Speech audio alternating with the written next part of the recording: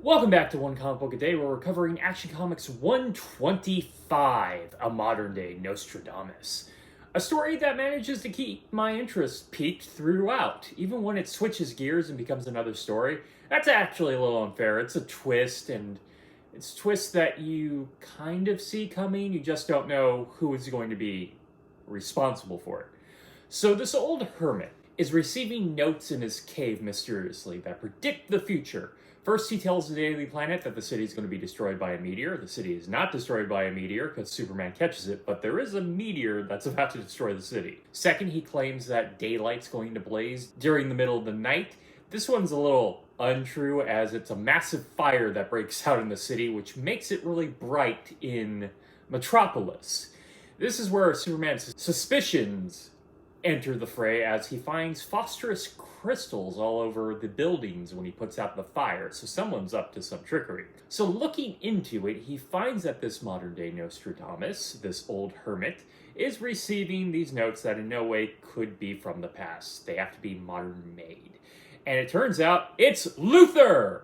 Luthor's plan here is to give this hermit these prophecies which he's causing, so he's correct so many times that when he predicts an earthquake, the city is going to evacuate, allowing Luthor to rob it blind.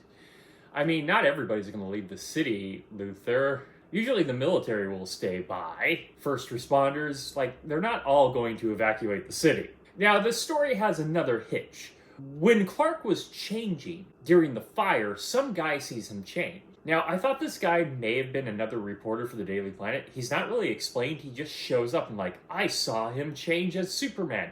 Turns out he's one of Luthor's henchmen. This is how we actually meet Luthor in the story. So Luthor now knows Clark is Superman, which you think would be a bigger deal at the moment, but Luthor only cares about robbing the town blind. Problem is, he's the only car arriving into the town once everybody's evacuating, so Superman figures this out pretty quickly. Man, he has no chill. He should have been in the city already. So Superman tries to put a stop to him, but Luthor claims he's going to out his secret identity. So now we actually have a different kind of threat at the end of the story.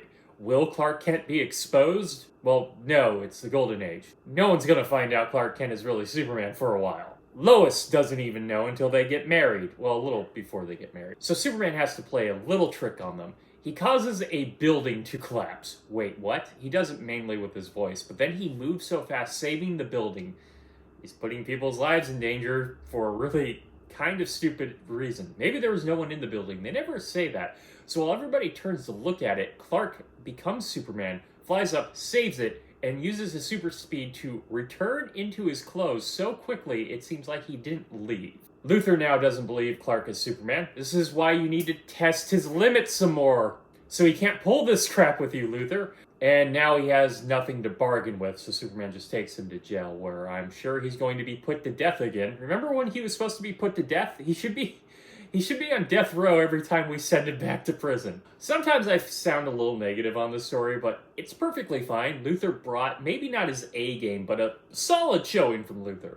Okay, that is it from Action Comics 125, a modern day Nostradamus. If you enjoyed this video, please like and subscribe, hit the bell icon to get notifications when a new video is up. I do this Monday through Friday, but Fridays is Bat Friday, where I cover a Batman story in either Detective Comics or Batman. And let's ponder the question, whatever did happen to the Man of Tomorrow?